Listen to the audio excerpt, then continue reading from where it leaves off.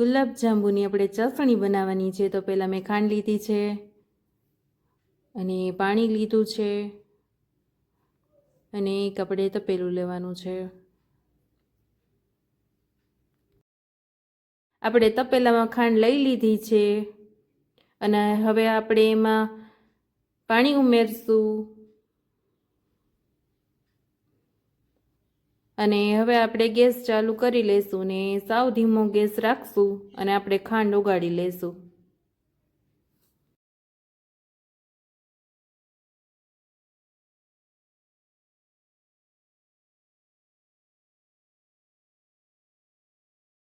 ખાંડ ઓગળી ગઈ છે આપણી સરસ અને આપણે ઝાઝી ઉકાળવાની નથી ચાસણીને, એને બંધ કરી દેવાનો છે ગેસ.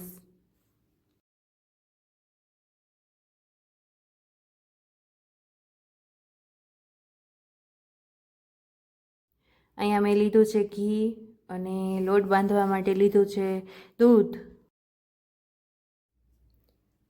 અહીંયા મેં ગિટ્સ કંપનીનો ગુલાબ જાંબુનો લોટ લીધો છે. મેં અહીંયા 200 ગ્રામનું પેકિંગ લીધું છે ગુલાબ જાંબુનું અને આપણા 40 પીસ બનશે ગુલાબ જાંબુના.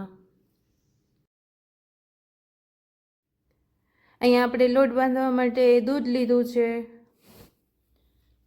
અને આપણે ચમચીથી થોડો થોડો એમાં ઉમેરતું જવાનું છે ને લોટ બાંધતું જવાનું છે. બહુ વધારે પણ દૂધ નથી લેવાનું, તો આપણો લોટ ઢીલો થઈ જશે.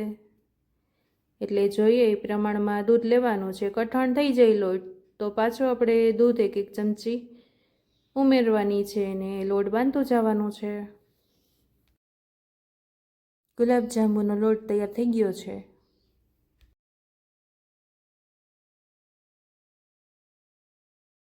આપણે આવી રીતે થોડો થોડો લોટ લઈને લીસો કરતું જવાનું છે અને આમાંથી જ આપણે થોડો થોડો લઈ અને ગુલાબ જાંબુ વાળવાના છે. અને ગુલાબ જાંબુ વાળ્યા પહેલાં આપણે જરાક ઘીવાળો હાથ કરી લેવાનો છે.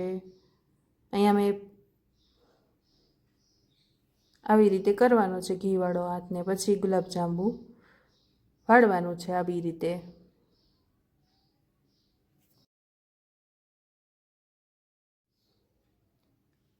આવી રીતે આપણે સરસ તૈયાર થઈ ગયું છે.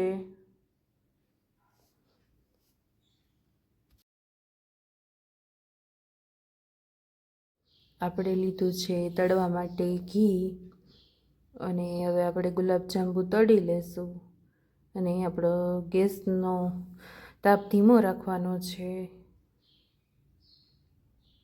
ધીમા ધીમા તાપે આપણે તળવાના છે ગુલાબ જાંબુ.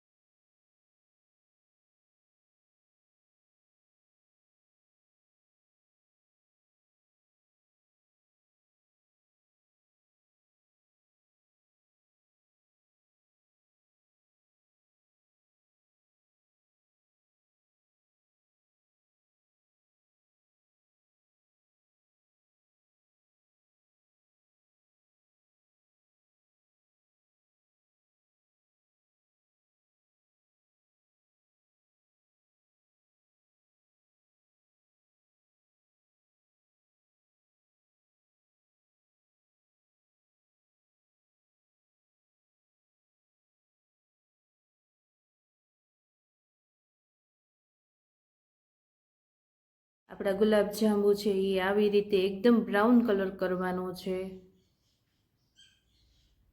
તો તમે જોઈ શકો છો.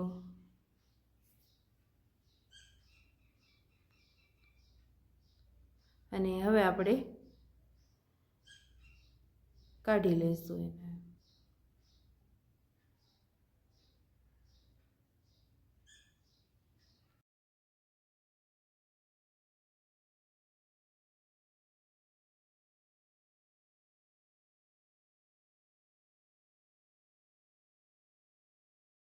બનાવેલી ચાસણી છે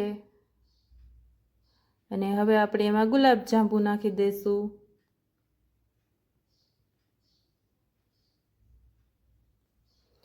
અને ગુલાબ જાંબુને આપણે 10 થી 15 મિનિટ માટે આપણે ચાસણીમાં રાખવાના છે એટલે ચાસણી એકદમ સોસી જશે ગુલાબજાંબુ. મેં અહીંયા ફ્લેવર માટે એલચીનો પાવડર લીધો છે, એને આપણે ચાસણીમાં હલાવી લઈશું.